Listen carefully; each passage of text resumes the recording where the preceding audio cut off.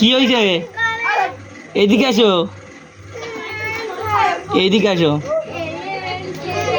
কি হয়েছে? তোমার মুখের মধ্যে কি ঢুকেছে?